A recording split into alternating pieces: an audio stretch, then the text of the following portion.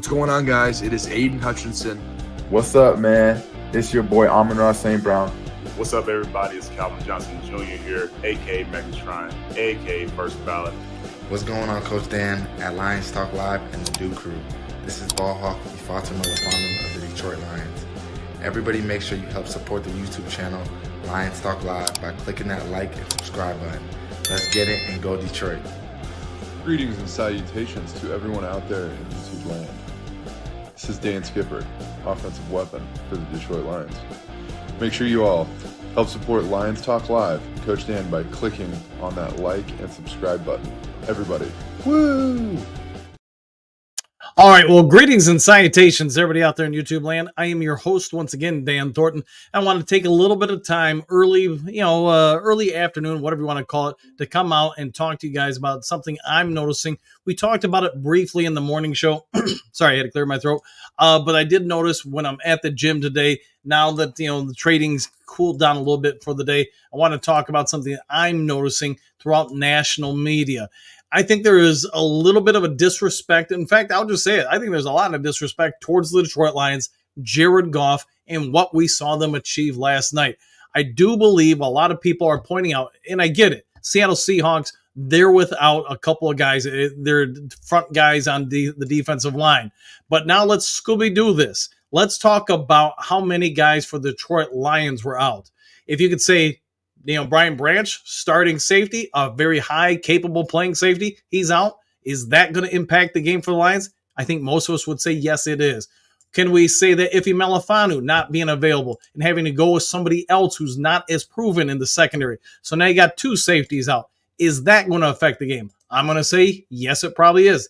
Derek Barnes, a starting Sam linebacker. And let's be honest, this team does not have a ton of depth at the Sam spot. They may at other linebacker spots, but not the Sam. Rodrigo, I thought, played incredibly well last night. But does that impact things? Yes, it does. Marcus Davenport, your starting defensive end, him being lost for the game, and probably, in all honesty, probably for the season. Does that impact the game? I think you guys can probably tell where I'm going with this. And yes, it probably does. Frank Ragnow, all-pro, all-world center. He's out. One of the best in the NFL. He's on the sidelines watching this game. Does that have an impact? I mean, you get where I'm going with this, but the Lions have had a lot of guys. Let's not forget about John Kaminsky, who was lost early in preseason due to an injury, among a gaggle of other players who have been lost. So where I'm going with this is I think a lot of people in the national media want to say, hey, the Seattle Seahawks weren't without this guy, that guy, or the other guy.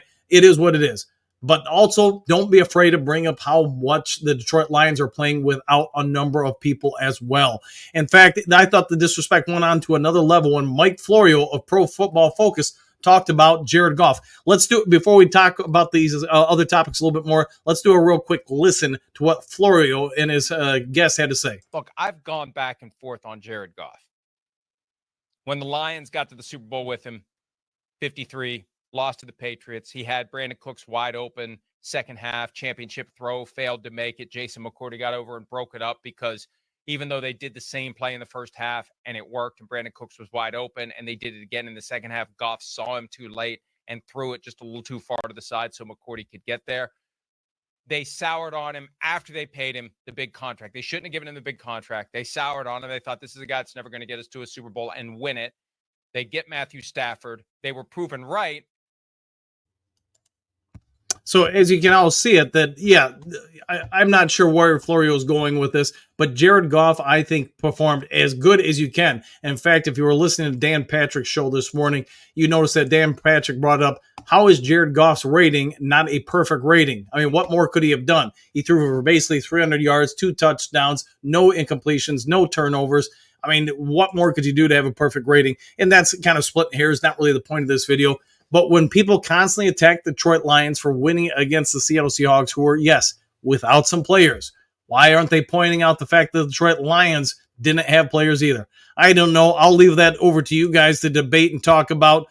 Florio's an idiot. Yeah, I probably would agree. There's at least I get Florio as a Minnesota Vikings fan. I also get if you're going to be a reporter for a living, you probably need to keep your fandom at the door and not have it impact your potential to make judgment calls on people. Florio, I get, does not like the Detroit Lions. I think he's always negative on it. So I do want to say, when you play that video, when you listen to him talking about Goff, the Lions, etc., I think it's kind of BS. I think he's being more of a fan there than he is anything else. So he needs to probably identify that and remove himself from the conversation of being a non-objective observer of football when he's talking about Detroit Lions and Goff, etc. So, all right, guys, I'm going to get out of here. Wasn't going to make this a long video, but what do you guys think? When you're watching the national media today, are you counting on your fingers or hands, or maybe both your hands and both your feet, just how many times people keep bringing up Seattle Seahawks without, this guy, that guy, the other guy? But where are they bringing up the Detroit Lions' lack of players, the guys that were out? Again, Ife Melifanu, Brian Branch, Marcus Davenport, Broderick Martin, John Kaminsky. I mean, you guys get it. There's a laundry list. Derek Barnes, Frank Ragnow. I mean, I just listed quite a few guys and impactful guys for the team. But yet I don't see anybody in the national spotlight talking about the fact that the Lions overcame all those injuries to still beat the undefeated at that time Seattle Seahawks. So, again, bias shows itself at times, I believe. All right, I'll get out of here. Let you guys get back to your day. If you haven't yet subscribed to Lions Talk Live, please consider doing so. Also, hit that like button, that thumbs up button. Helps out a lot. Take care. Enjoy the rest of your day. We'll see you all on the next Lions Talk Live. Take care, everybody. Happy trail.